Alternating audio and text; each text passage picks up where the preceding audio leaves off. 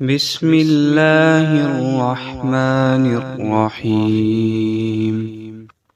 والتين والزيتون وطور سينين وهذا البلد الأمين